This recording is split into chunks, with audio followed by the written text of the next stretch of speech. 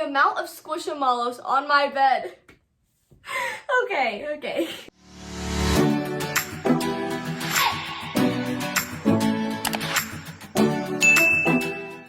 Hey everyone, and welcome back to my YouTube channel. Today I'm going to be talking to you guys about the do's and don'ts of convention classes. So obviously convention is where you take multiple classes from multiple teachers and you just get to dance your heart out all day. And I've been attending a lot of dance conventions recently and they're literally the bomb. I'm so happy to be able to be back in person, even though I'm wearing masks, be able to be in a space with all the amazing teachers and my amazing peers.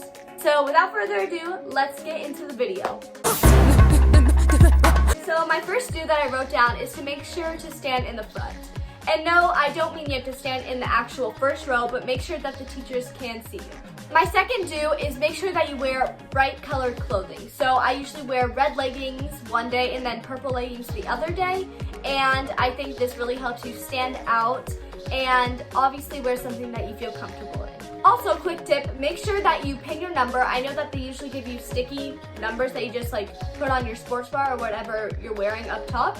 But make sure that you pin it because usually the stickies go flying off at the end of the day and then you have to keep picking it back up after you go in your group, and it's just a lot easier to use 4 pins to top to bottom, just a lot easier. And yeah.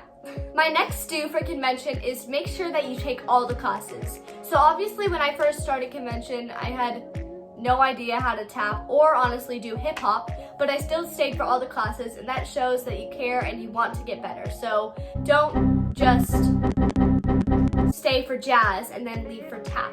Make sure that you stay for all the classes.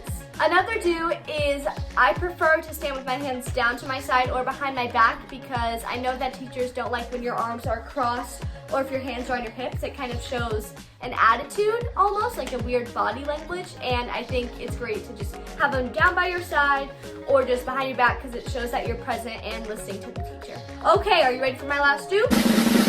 Okay, let's go. We're gonna end with a banger. When the teachers ask you a question, a yes or no question, they want a response, yes or no. Don't just nod your head. Make sure that you verbally answer loud and clear and you say yes or no. So what are you gonna say if they say, do you wanna do it from the top? Yes! Don't do your shoulders, that was weird. But make sure that you answer verbally. They really appreciate it.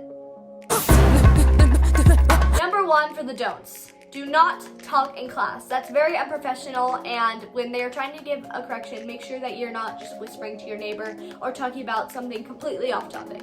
They're there to help you and they deserve the same respect back that they're giving you.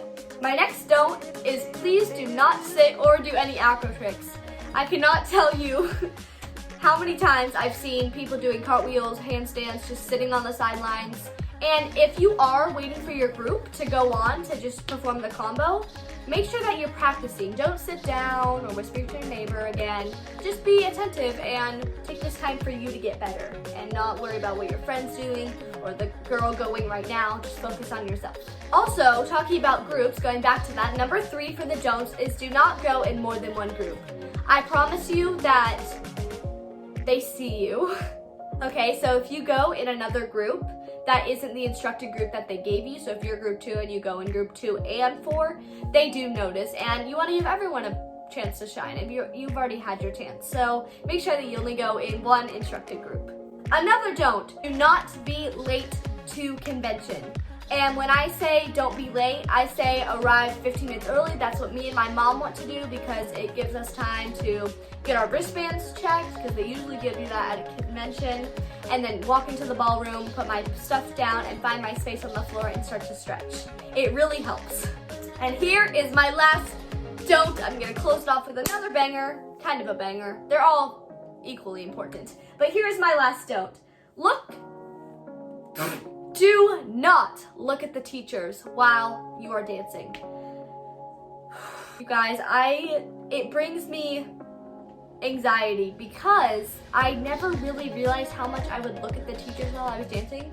So I'd be performing a combo and I'd be like looking at them, and that is so creepy and awkward. And make sure that you're just like looking at the wall or something in front of you and perform to that. Do not perform to the teachers. Even if they are watching you, just perform to something imaginary and just pretend you're looking out into the audience and not at the teachers. It's very creepy. So that's it. Thank you for watching my convention do's and don'ts, and I hope this helps you and that you take some of my tips for convention classes.